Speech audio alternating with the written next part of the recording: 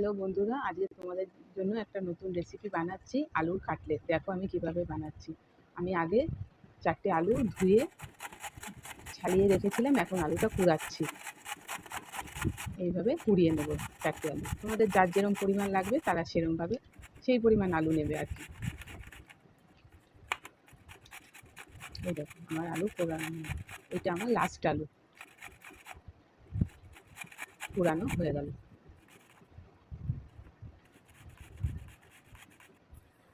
এই আলু কুড়ানো হয়ে গেছে, এই আলু কুড়ানোগুলো আমি একটা বাটির মধ্যে রাখছি। এই দেখো বাটির মধ্যে আলু কুড়ানোগুলো রাখছি। তারপরে কাঁচা লঙ্কা কুচানো দিলাম, এরপরে ধনেপাতা কুচিয়ে রেখেছিলাম সেটাও দিলাম, এরপরে টমেটো কুচানো ছিল সেটাও দিলাম, এরপরে দিচ্ছি তোমার বেসন বেসন দিলাম, এরপরে লঙ্কার গুঁড়ো দিচ্ছি,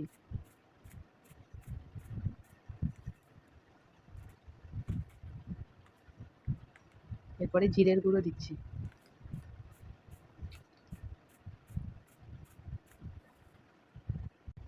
এরপরে ধনের গুঁড়ো দিচ্ছি,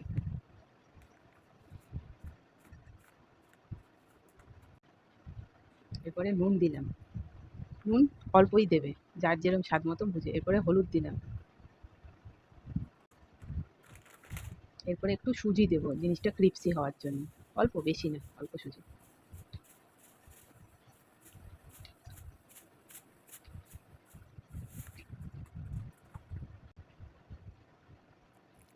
অল্প জল দেবে, একদমই অল্প।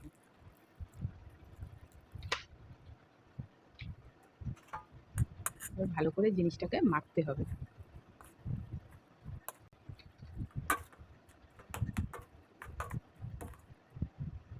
আমার মাখা রেডি। এবার কড়াইতে তেল দিয়েছি, এর মধ্যে একটু সর্ষে ফোড়ন দিলাম, এরপর ঢেকে দিলাম। সর্ষেটা তো ছেটে, তাই জন্য ভাজা হয়ে গেল। এরপরে এই ব্যাটারটা ওর মধ্যে ঢেলে দেবো।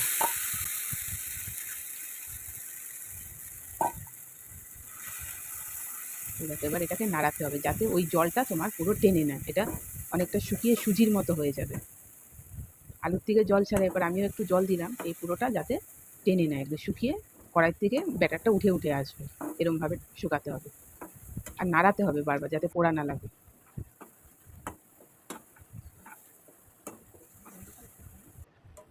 ওই দেখো কীরকম সুন্দর করে সুজির মতো উঠে আসছে, পোড়াও লাগবে না।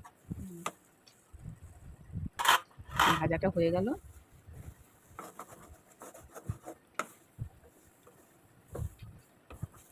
ভাজাটা আমার রেডি।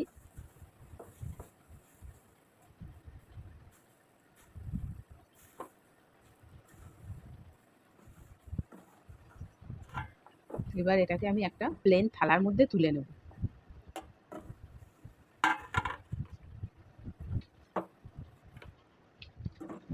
থালার মধ্যে তুলে নিলাম, তার মধ্যে ফ্ল্যাট করে দেব। ওই দেখো আস্তে আস্তে হাত, এটা গরম তো হাত দেওয়া যাবে না, তাই আমি খুন্তিটা দিয়ে ফ্ল্যাট করে দিচ্ছি আস্তে আস্তে। এই যে করা হয়ে গেল।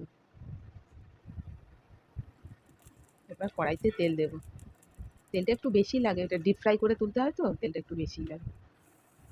এরপরে ওটাকে স্কোয়ার স্কোয়ার করে ওটাকে কেটে এইভাবে মাছের পিসের মতো ভাজতে হয়। ভাজাটা একটু টাইম লাগে, ডিপ ব্রাউন করতে ভাজাটা, যাতে জিনিসটা ভালো ভাজা হয় এবং ক্রিপসি হয়। ভাজতে একটু সময় লাগবে। এভাবে একটা একটা করে আস্তে আস্তে দেবে।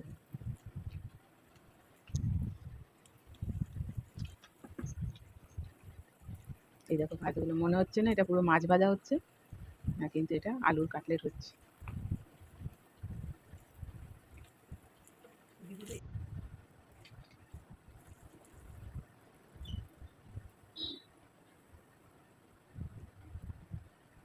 এই কাটলেটটা নিরামিষ যারা খায় তাদের জন্যও ভালো, তারাও করে খেতে পারে। এখানে পেঁয়াজ রসুনের তো কোনো ব্যাপার নেই, নিরামিষ মানুষদের জন্যও ভালো হবে। এই দেখো ভাজা, এই নাও রেডি তোমাদের জন্য আলুর কাটলেট। তোমাদের কেমন লাগলো আমায় একটা লাইক করে আর কমেন্ট করে জানিও।